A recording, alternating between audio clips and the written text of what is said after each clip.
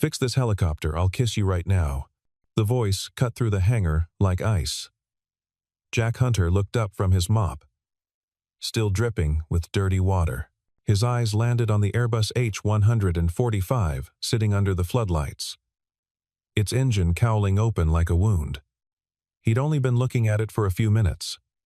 Out of curiosity, Alexandra Holt stood 20 feet away, arms crossed, surrounded by a cluster of engineers in pressed shirts and lanyards. Her gaze dropped to his oil-stained janitor uniform. "You like staring at helicopters?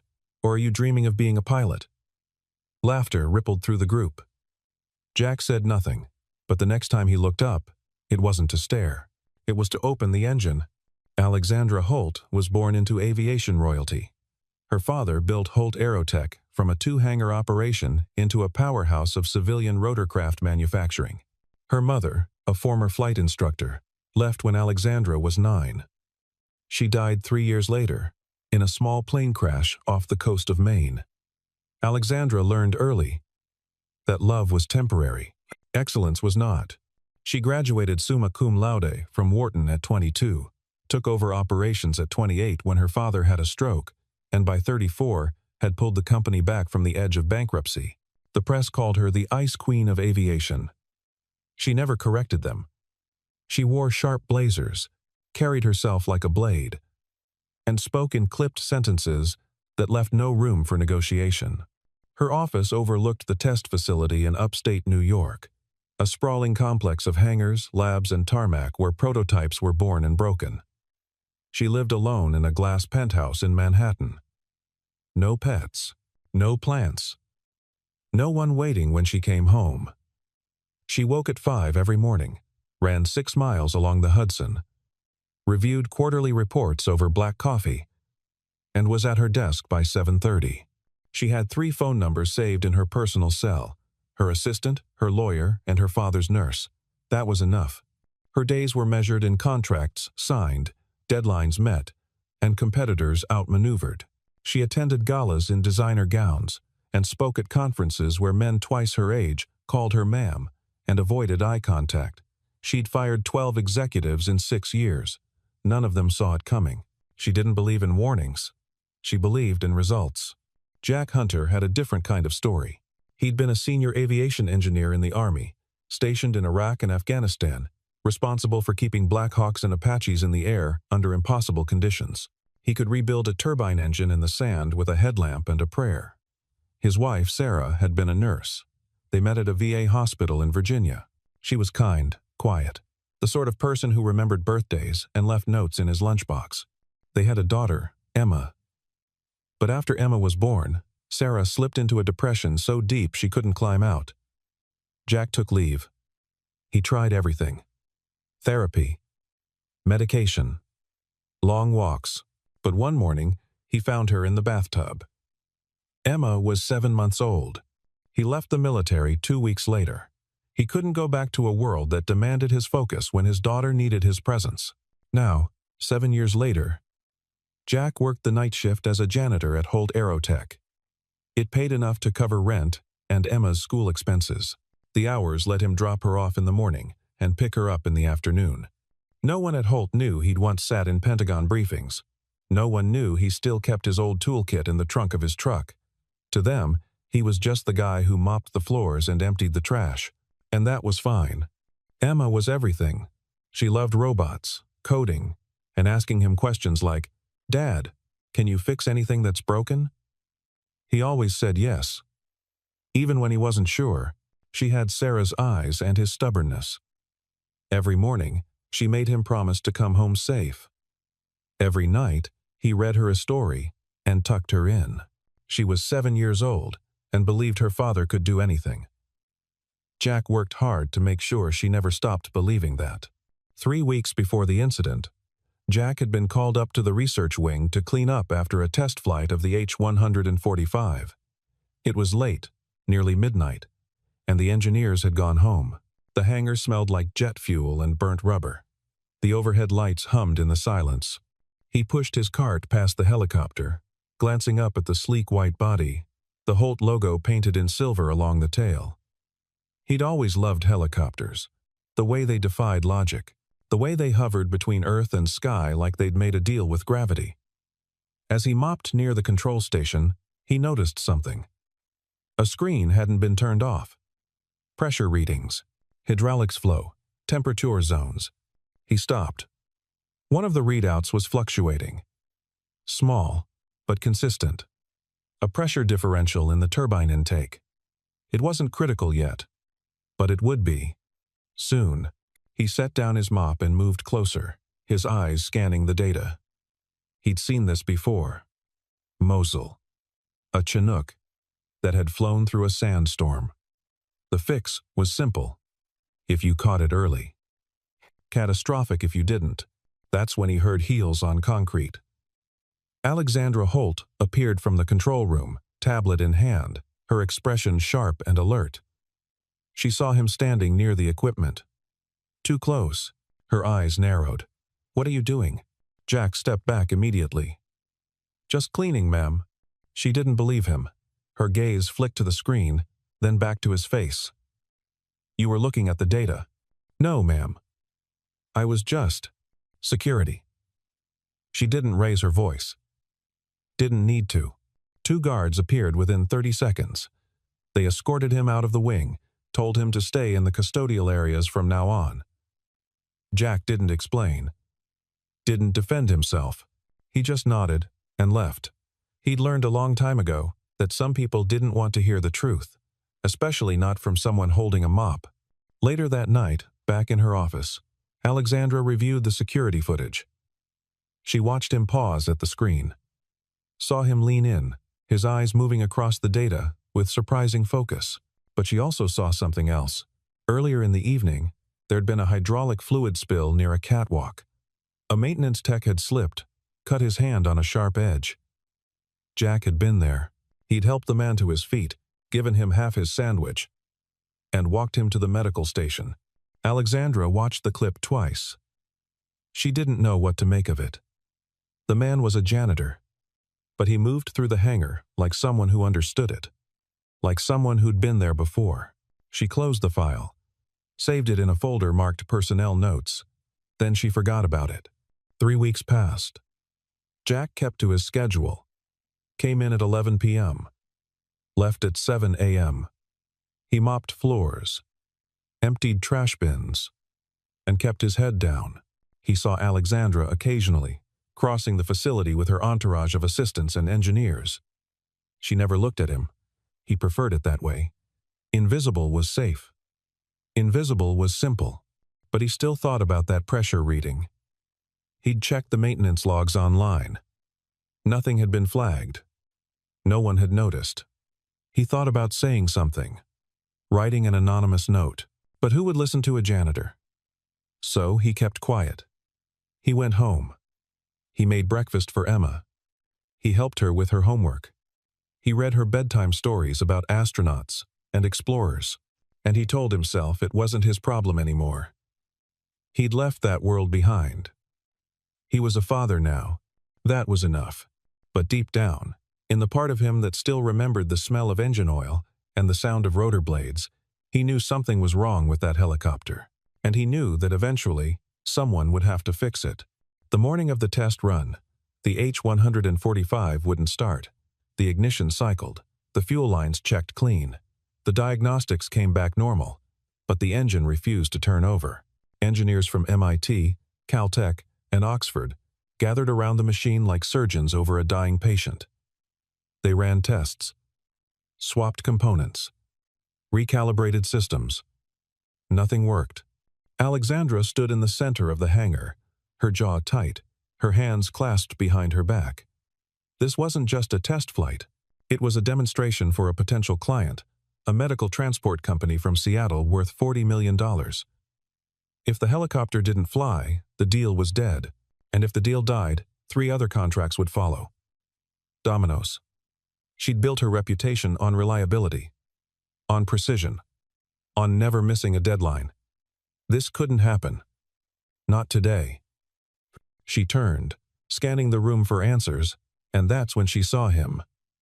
Jack Hunter, mopping near the far wall. But he wasn't mopping. He was looking at the helicopter, specifically at the pressure valve housing near the turbine intake.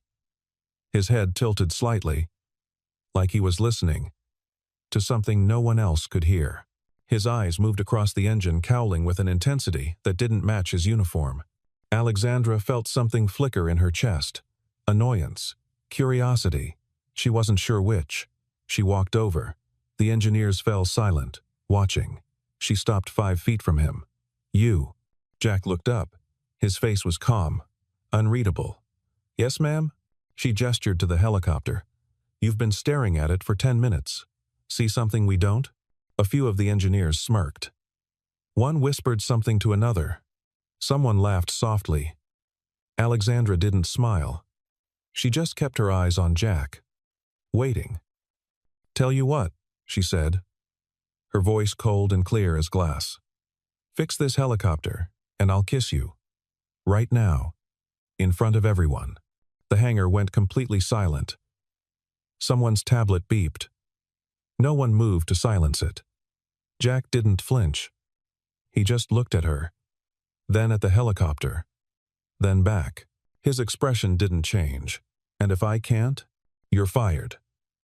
No severance, no insurance, no final paycheck." She crossed her arms. "Do we have a deal?"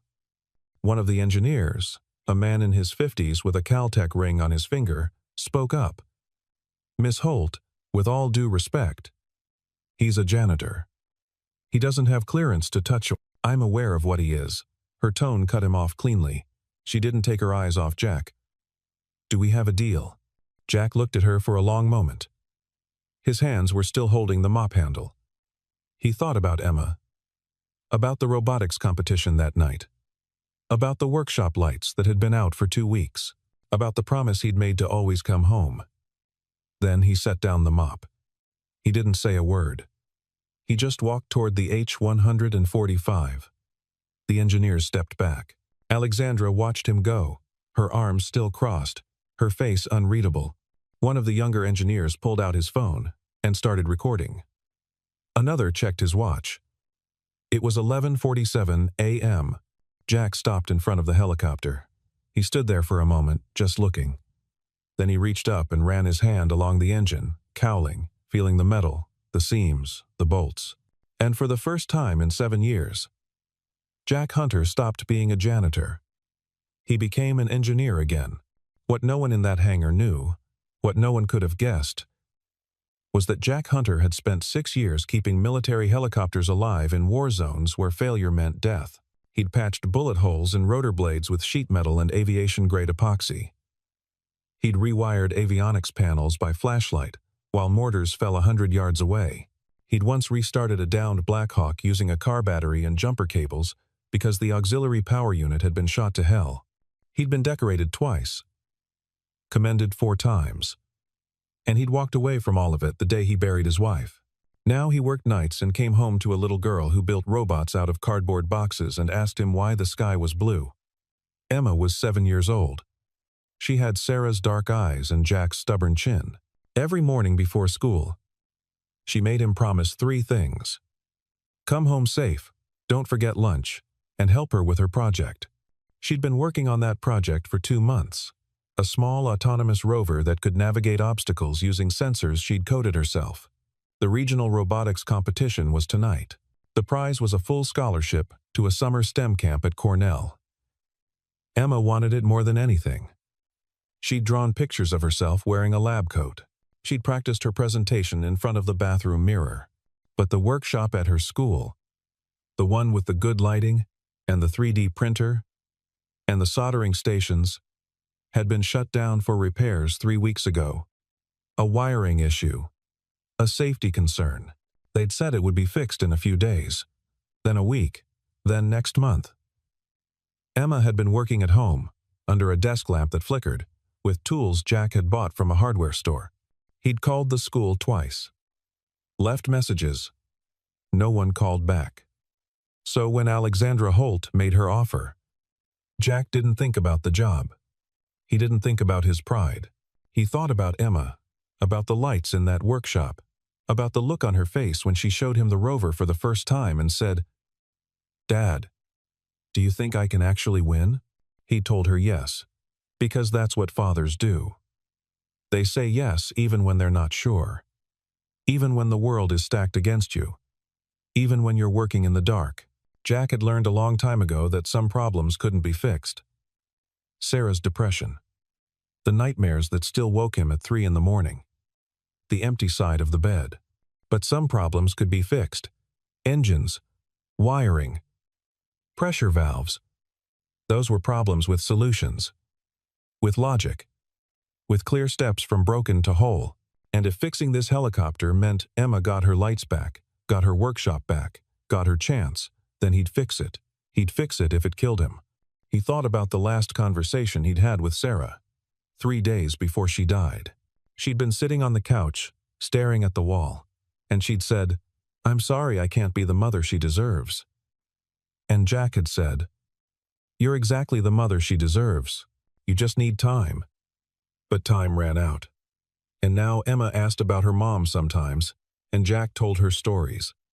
About how kind she was, how smart, how much she loved her.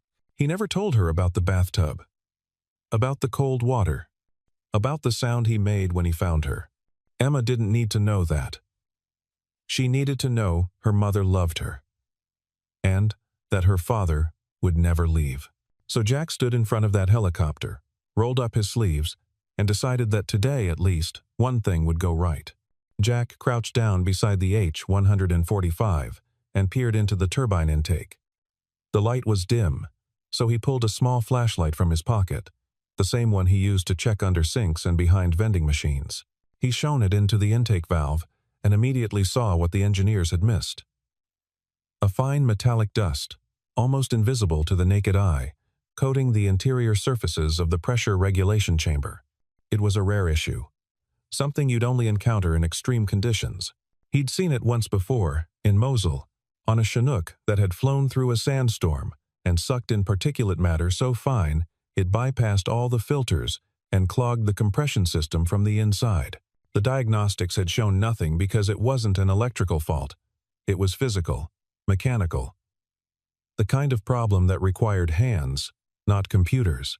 He stood up and turned to face Alexandra and the gathered engineers. "It's the pressure valve. There's a blockage. Metallic dust. You won't see it on the diagnostics because it's not a sensor issue. It's physical obstruction in the compression chamber." The engineer with the Caltech ring scoffed. "Metallic dust? We ran a full system purge this morning. Standard protocol. Not deep enough," Jack said calmly.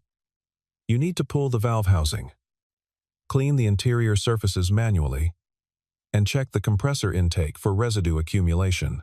If you don't, it'll cycle fine on the ground, but fail again under load within 3 days." Another engineer, younger, with a Oxford University lanyard, stepped forward. "And, you know this how? You have a degree in aeronautical engineering we don't know about?" Jack didn't answer. He just looked at Alexandra. She was watching him with an expression he couldn't read. Not mockery anymore. Something else. Calculation, maybe. Assessment. "You have until 2 p.m., she said. Her voice was steady, but there was something underneath it. Curiosity. Or maybe just the faint hope that she wouldn't have to call Seattle and cancel. If this bird flies by 2, you get your kiss and you keep your job. If it doesn't, you're gone. No appeal. No second chance.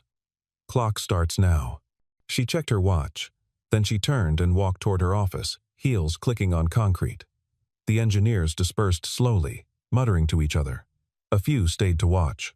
Most didn't believe he'd even know how to open the cowling properly. Jack stood alone beside the helicopter. He looked at his watch. It was 11:47 a.m. He had 2 hours and 13 minutes. He thought about Emma again. About her sitting in that dark workshop with her flickering desk lamp, trying to solder circuits she could barely see. About how she never complained.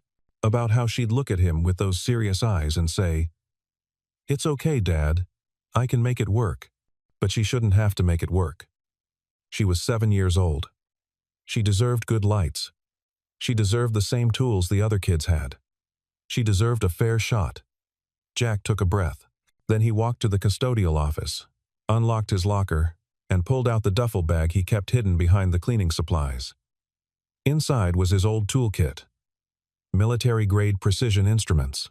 Some he'd bought with his own money during his service. Some he'd fabricated himself in machine shops on base. He'd told himself 100 times he should sell them. That he didn't need them anymore. That he'd left that life behind. But he'd never been able to let them go. He carried the bag back to the hangar, set it on the floor beside the H-145, and unzipped it slowly. The tools gleamed under the fluorescent lights.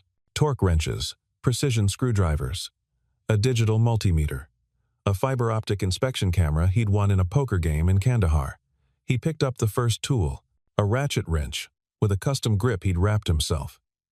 It fit in his hand, like it had never left.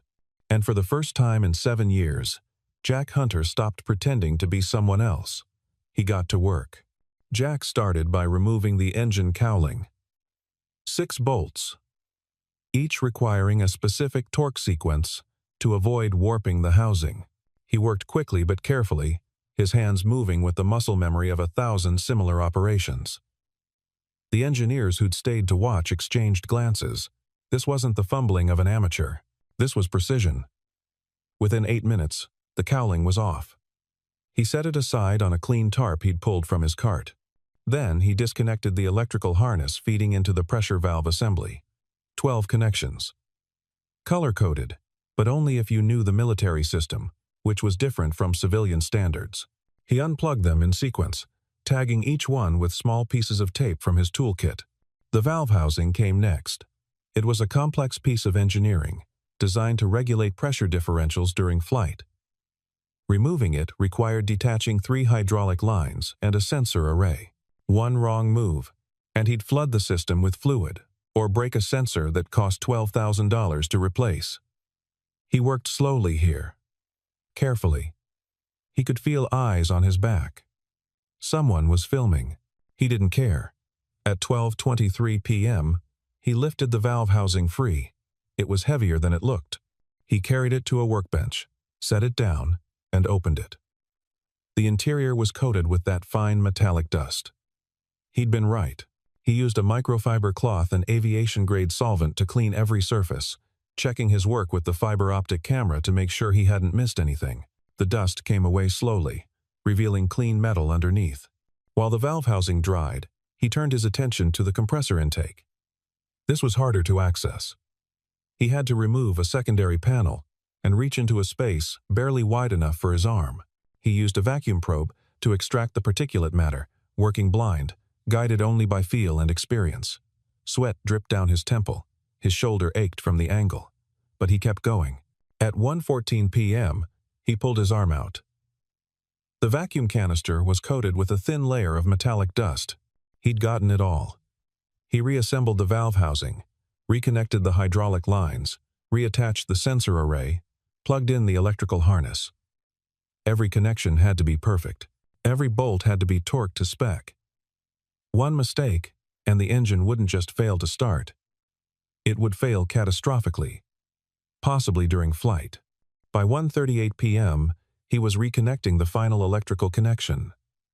His hands were covered in grease despite the gloves. His back hurt. His knees ached from crouching on concrete. But the work was done. Almost. He ran a manual pressure test using a gauge from his toolkit. The needle climbed smoothly. No fluctuations. No drops. Good. He closed the cowling, torqued the bolts in sequence, and stepped back. The engineers had returned. More of them now. Word had spread. Someone had told someone who'd told someone else. Now, there were maybe 20 people watching. Alexandra appeared at 1:50 p.m. She didn't say anything, just stood there with her arms crossed, her face unreadable. Jack wiped his hands on a rag. He looked at her. Try it now.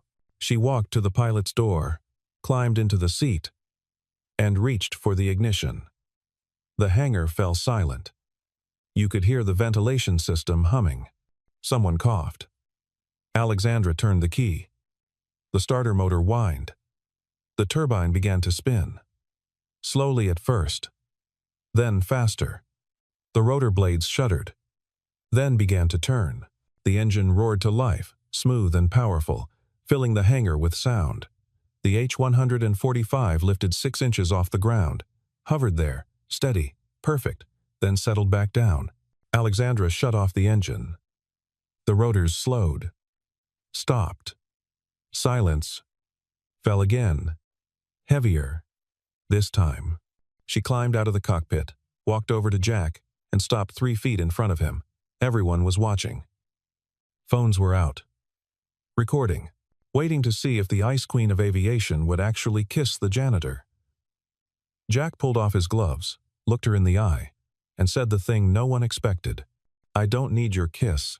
Jack's voice was quiet but clear. It carried across the hangar like a bell. Alexandra froze. Her expression didn't change, but something flickered behind her eyes. Confusion. Maybe surprise. Jack wiped his forehead with the back of his hand, leaving a streak of grease across his temple. "I just need the lights in Emma's workshop turned back on. She has a robotics competition tonight. She's been building in the dark for 2 weeks. That's all I want, just the lights, so she can finish her project." The silence stretched. No one moved. One of the engineers lowered his phone. Another looked at the floor. Alexandra stood perfectly still, her arms still crossed, her face a mask. But inside, something was shifting. Something she didn't have words for. "Who's Emma?" Her voice was softer than before. Almost gentle. "My daughter. She's 7 years old." Jack met her eyes without flinching. "She's smarter than I'll ever be. She's building an autonomous rover. With sensors she coded herself. She deserves a fair shot. That's all I'm asking for. Not money. Not a promotion. Just lights." Alexandra felt something tighten in her chest, a feeling she hadn't experienced in years. Shame. Not the performative kind she'd learned to fake at board meetings when someone called her ruthless. Real shame. The kind that made your throat close and your stomach turn. She'd used this man. Made him a spectacle. Turned his dignity into entertainment for a room full of engineers who'd spent 3 hours failing to do what he'd done in 2. And he hadn't done it for recognition. Hadn't done it for her. He'd done it for a 7-year-old girl who was building robots in the dark. "Done," she said. The word came out harder than she intended. "The lights will be on by tonight. You have my word." Jack nodded. He didn't smile. Didn't thank her. Just nodded once and turned back to gather his tools. Alexandra stood there for another moment, then walked away. Her heels echoed in the silence. The engineers dispersed slowly, talking in low voices. Someone laughed nervously. Someone else made a joke about janitors and helicopters. But most of them were quiet. Back in her office, Alexandra closed the door and stood at the window, looking out at the facility. She felt unsteady. Off balance. Like the ground had shifted beneath her feet. She walked to her desk, sat down, and opened her computer. She typed his name into the company database. Jack Hunter. Employee ID 4732. Night custodian. Hired 7 years ago. She clicked on his file. The screen loaded. Education. Bachelor of Science in Mechanical Engineering. University of Virginia. Minor in Aerospace Systems. GPA 3.9. Military service. United States Army. Aviation Maintenance Division, 2009 to 2017. Rank at discharge. Warrant Officer 2. Specialty. Rotary Wing Aircraft Systems. Honorable discharge. Reason for leaving. Personal family matter. Commendations. Army Commendation Medal. 2. Meritorious Service Medal. Joint Service Achievement Medal. She stared at the screen. Her hand moved to the mouse. She clicked on his personnel photo from 7 years ago. It showed a younger version of the man she'd just humiliated. Shorter hair, clean-shaven, the same serious eyes. He was wearing a suit in the photo, an interview suit. The kind you wear when you're trying to start over. She closed the file. Picked up her phone. Dialed the facilities manager. Turn the lights back on in the workshop at PS 114. Tonight, I don't care what it costs. I don't care if you have to pull electricians off other projects. Get it done. Yes, ma'am. May I ask no? Then she sat back in her chair and stared at the ceiling. She thought about her father, about the stroke that had nearly killed him, about the day she'd walked into the board meeting and announced she was taking over. She'd been 28 years old. Half the board had left. The other half had called their lawyers. She'd fired 6 of them within a month, rebuilt the company from the ground up, proven everyone wrong. She'd thought that made her strong. Now she wasn't sure. She thought about Jack's face when he'd turned down the kiss, the way he'd looked at her without anger, without resentment. Just tired. Just done. Like he'd been through worse and this was just another thing to endure.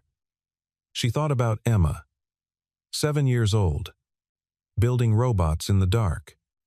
And she thought about herself at 7, sitting in her mother's Cessna, learning to read altimeters and airspeed indicators, back when flying felt like magic. Before it became business. Before everything became business. Her phone buzzed. A text from her assistant. Client from Seattle is asking about the test flight. Should I reschedule? Alexandra stared at the message. Then she typed back, no. Tell them the demonstration is happening as planned. 3 p.m.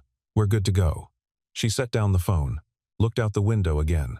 Somewhere down there, Jack Hunter was putting his tools back in a duffel bag and going back to his mop.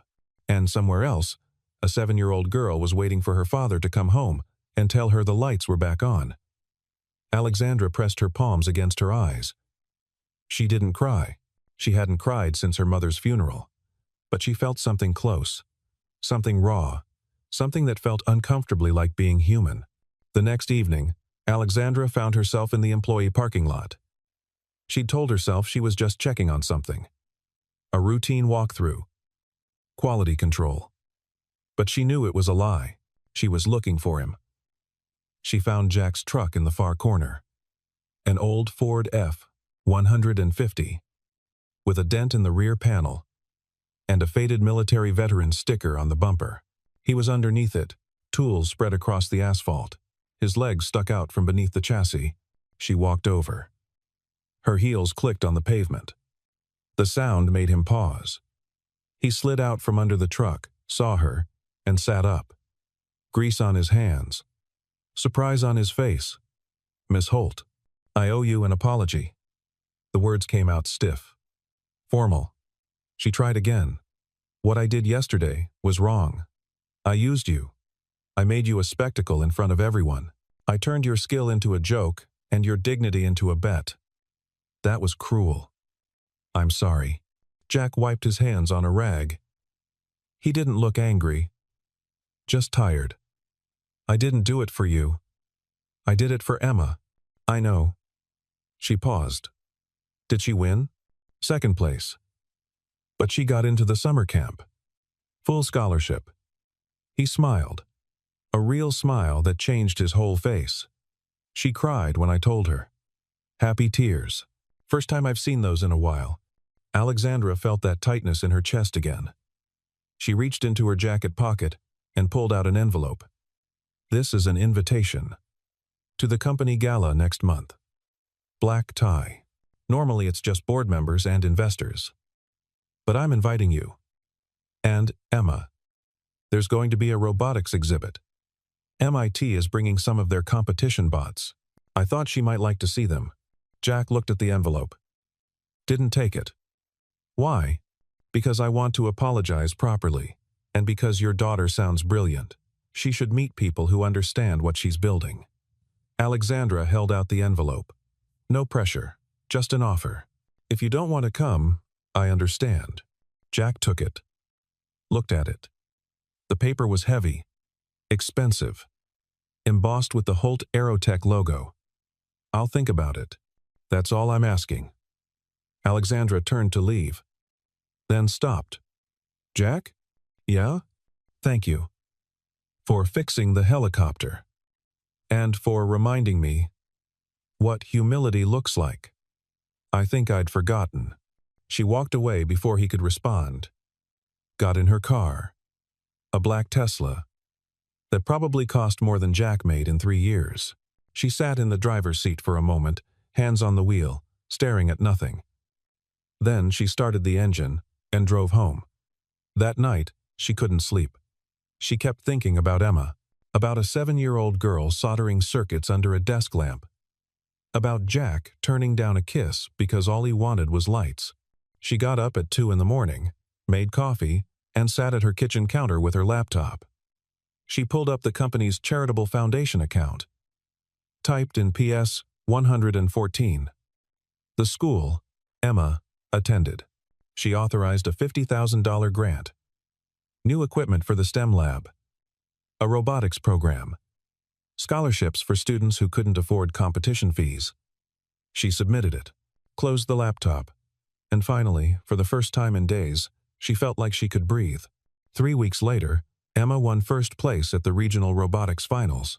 Her rover navigated a complex obstacle course in under 2 minutes, faster than any other competitor.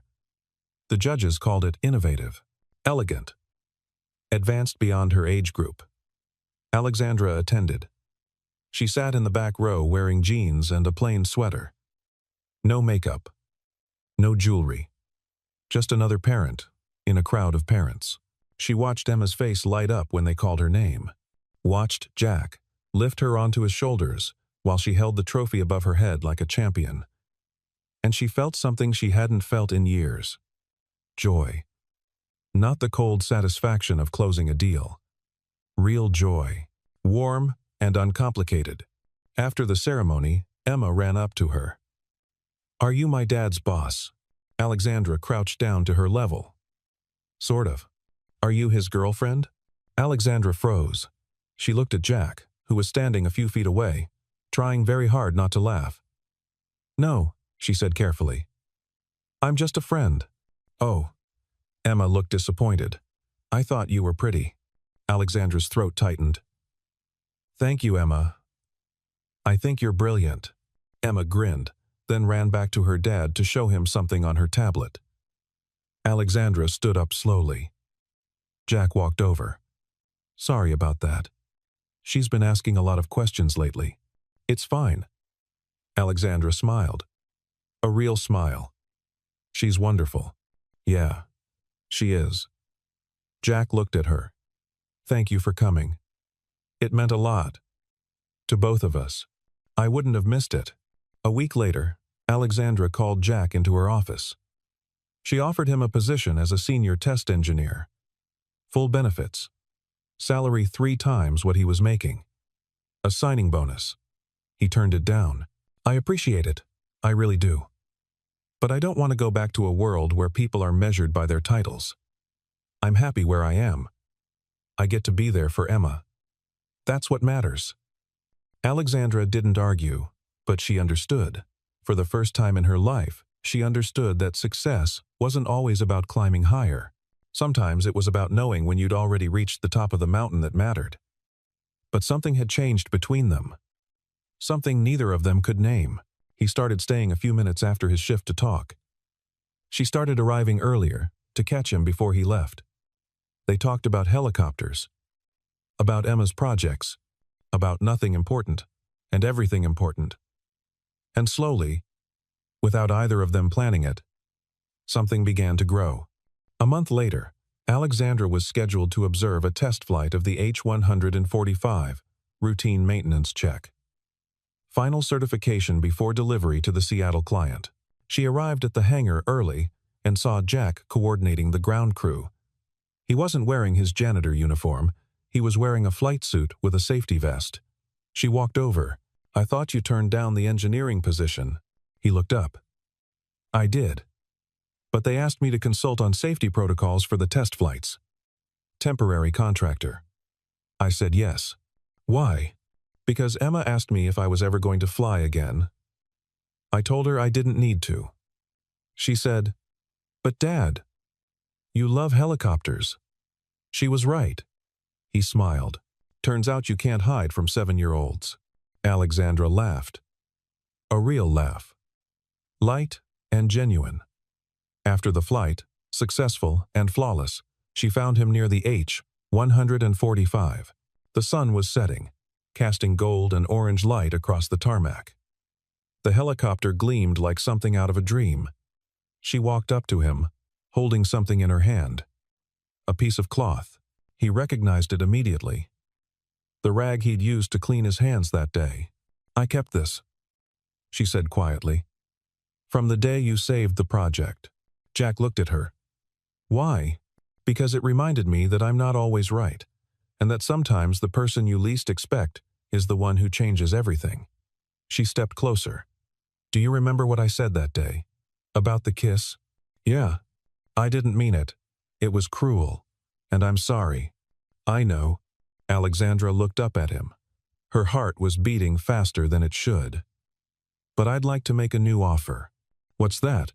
"I'd like the first kiss to be because I love you, not because you fixed something." Jack's breath caught. He looked at her, really looked at her, and saw someone who had spent her whole life building walls. Someone who was finally ready to let them fall. He reached out and took her hand. "Are you sure?" She nodded. "I've never been more sure of anything in my life." The H-145 sat behind them, silent and still. The sky above was turning purple. Somewhere in the distance, a bird called. Jack leaned down. Alexandra rose up on her toes, and they kissed.